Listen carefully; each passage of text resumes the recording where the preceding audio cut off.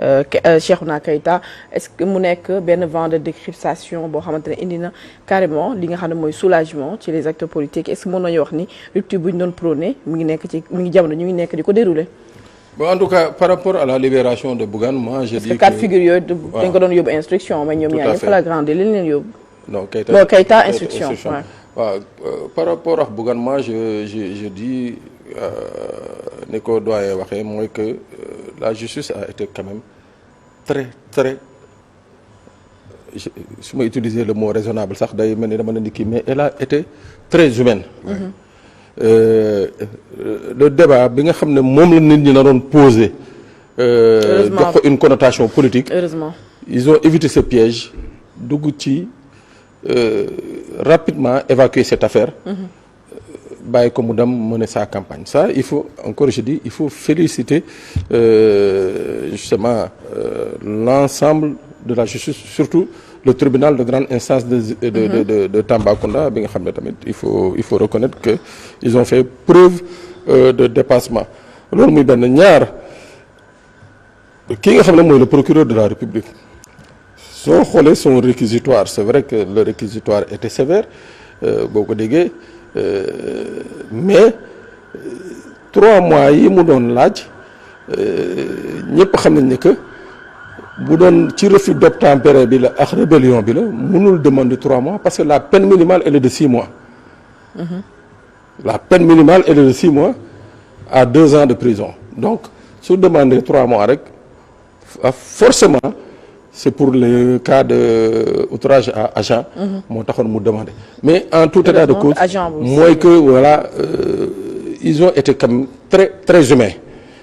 bañ a dugg ci débat ba nga xam ne bu ëllëgee daañu ne voilà ils ont justement appliqué ou bien ils ont exécuté une commande politique loolu c'est déjà une chose. Est-ce que loolu day tax nga bokk ci ñi nga xam ne ils se disent optimistes pour la suite li nga xam ne ni ñu nemmeeku woon mooy la mainmise de l'exécutif dans le judiciaire. Oui en tout cas daal fu mu ne nii li ma gisagum nii je suis rassuré maintenant cas wu kii nga xam ne mooy Cheikhna Keita. C'est un cas bi nga xam ne j'aurais préféré célérité bi ñu def ci kaawu Bougane ñu defoon ko ci kaawu Cheikhna Keita. Est-ce que contexte yi bokkoon na aussi. Écoute Cheikhna bon li mu wax c'était jarul woon instruction il l'a dit c'était sur la place publique. jarul woon une instruction moi je crois que l'instruction là elle a été trop sévère. Surtout pour quelqu'un de son âge parce que tamit loolu mooy le visage de la justice il faut que la justice donne et présente régulièrement un visage humain. néew ma que Cheikhna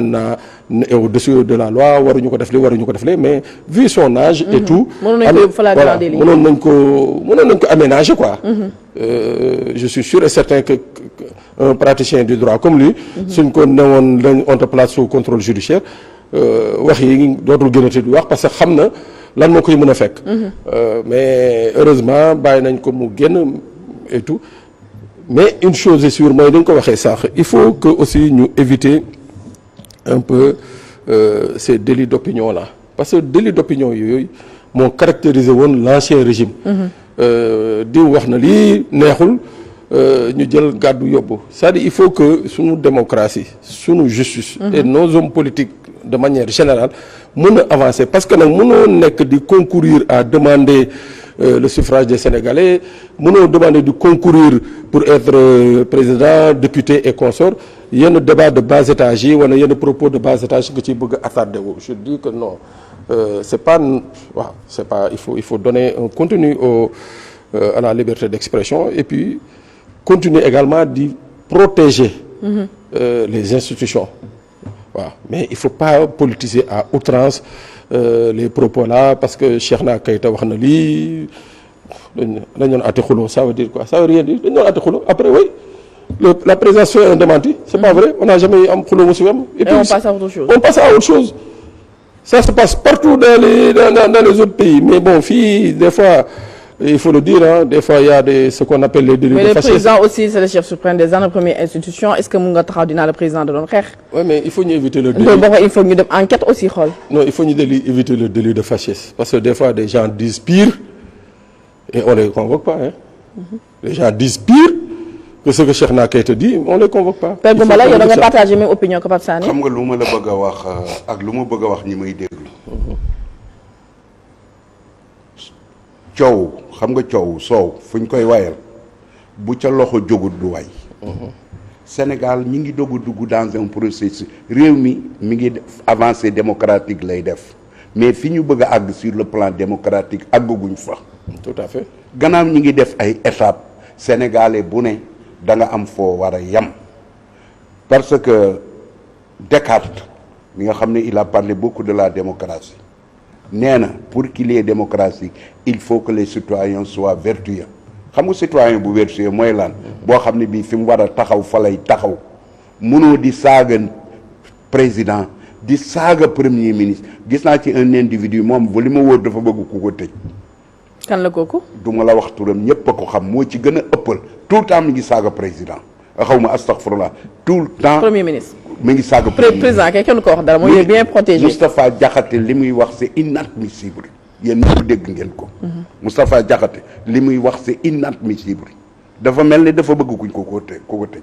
ñoom ñëpp dafa nañ ne buñ leen tëjee ñu am buzz progresser politiquement Moustapha Diakhaté. c'est des stratégies. stratégie la defe nañ ne il faut ñu am buzz naan la ñuy amee buzz une violence verbale moo leen koy may la plupart Moustapha Diakhaté li muy wax présidence ça dépasse l'entendement léegi laa gis fii bi ma daataa ñëw benn journaliste boo xam ni bi dafa invité Kouromacky lu ne la yàq kii Déthié Fall xamul Déthié xamu ko mais lu ne la ko accusé yàq ko lu ne journaliste bi ubbil ko plateau lu ko neex wax mais dérive yooyu dañ ko war a arrêté ku mel ni Déthié Fall nga naan dafa def nii def te dara du ci dëgg te Déthié Fall am nay doom am na njaboot am nay mbokk journaliste bàyyi ko mu koy wax journaliste fii mu ne bu ko Déthié porté woon plainte ñu ne ko taral ñu ne voilà nangam ak nangam mais yooyu it ça ne peut pas passer. Ça ne peut pas prospérer nit dafay am une autocensure personnelle nit warul lu ko neex di wax surtout nag nga koy wax ci plateau addina bépp di ko dégg ñu koy enregistrer di ko denc dans 20 ans dans 30 ans dans 40 ans ñu mën koo dégluwaat nit ñi nañ am fu ñuy yem ku mel ne Moustapha Diakhaté na am fu muy yem yëf yi dafa ëpp te du la jariñ dara la lu jariñ Macky Sall moom nit mënatu ko fee indi wax mënatu ko fee indi ay carte mënatu ko fee indi lu tax wax loolu toppee pour le moment toppaguñ ko dara lu tax nga wax loolu Macky Sall pour le moment toppaguñ ko dara saaga yëpp Macky Sall lañ àndal ñoo fi gën a violent mais ànd ak moom est-ce que ça veut dire que saaga yi ngay saaga moom il est fautif non defe nañ ne saaga yi dana indi dara xam nga violence verbale c'est une arme redoutable ki koy utiliser nag defe na day gaañ kële mais moom ci boppam moom lay gaañ ndax boo ko defee nit ñi dañuy toog ba génn ci yow complètement fu ñu la gisate ngay wax ñu arrêté. mais cette façon de faire de la politique dafa nekk loo xamante ne Sénégal ñooñu sax dafa bees mais dañoo foogoon ni dina changer bu fekkee le régime change mais lii nan la ñu mën a def ba mën a delluwaat comme ni ñu meloon def politique de manière beaucoup plus responsable et respectueux mais respect bi moo fi jógee carrément. gis nga li ko indi. nan la ñu mën a def ba retrouver waat mooy ils ont perdu le pouvoir bis bu ñu demee ba dugal seen bopp que perte nañ pouvoir bi au moins. jusqu'en 2029 bis buñ ko intégré ba dugal ko ci seen xol laa wax de ndax xam nañ ne perte na ko mais nangooguñ ko. yow pour yow ñoom ils sont dans le déni nanguwuñu ba léegi dañoo perte nañ pouvoir bi moo tax ñiy wax dérive yi yépp ñu koy def ak di ko wax perte nañ pouvoir bi te fii mu ne feeg 2029 mënatuñ koo jot donc nañ ne tekk ba 2029 ñu compétir mais topp rajo yi exploité di saaga da ngay gis benn télévision boo xam ne bi ñu jël fa ay gars yi commenté man bu ñuy wax gis naa ci ngóor soo xam ne si buy wax mais violence bi muy développé di citer ay kii événement koo wax mu saaga ko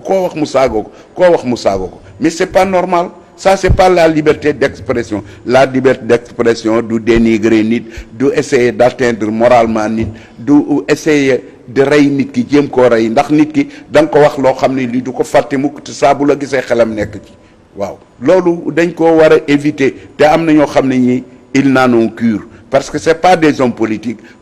ñu c'est des gens à qui on donne quelques miettes bu ne la demal télévision ba waxal ma lii loolu moo normalul commissaire Keita boobu man xam naa ko il y a quelques années dafa defoon ne mouvement lay def il est venu nous voir booba maa ngi grand parti ne dafa bëgg a ànd ak ñun exposé ay idéem bi mu demee mu ne kii du ku ñuy àndal ñu dàq ko mu dem ci xalifa dàq ko wër na parti yépp booba mi ngi yor ay document naan damay ku may alliance ak mais boo ko déggee mu wax sax nga xam ne kii il n'est pas un politique te boo ko déggee mu wax leneen nga xalaat ci moom ñooñu nag ñoo fi nekk naan président da doon xeex ak Diomaye te stratégie gars yi yépp mooy tàggale Sonko ak Diomaye moo baax Sonko moo bon. te lañ ciy gagné. lu tax nga xalaatee noonu la lañ ciy gagné. mais liñ ciy gagné bu ñu ko defee ñoom danañ Sonko moom xam nga dañu defee ne bu Sonko demee da ngay gis une meute de loup bu ñuy dalee ci ab troupeau am na kuñ ci isolé buñ ko isolé defe ne mën nañ ko abattre ñoom seen stratégie bi mooy abattre Sonko xam na ko ñoom xam nañ ko abattre Sonko comment mooy jéem koo séparer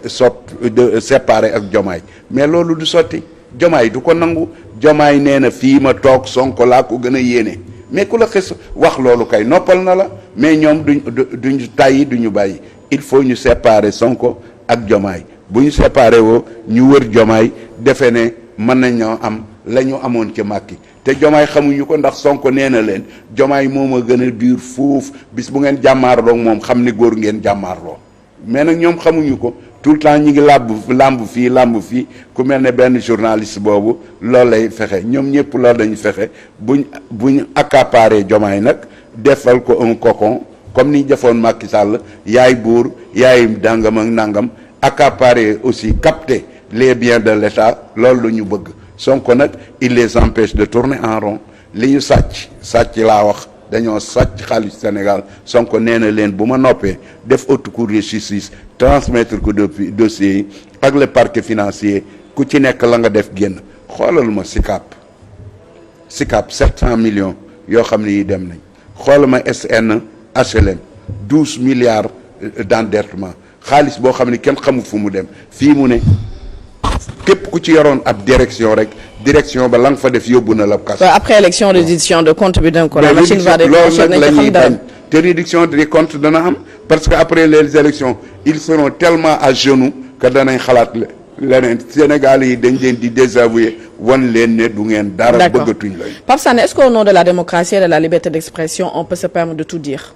su fekkee on se dit on fait de la politique mais am na attaque personnelle yoo xam ne da nga naan lii ce n'est pas de la politique.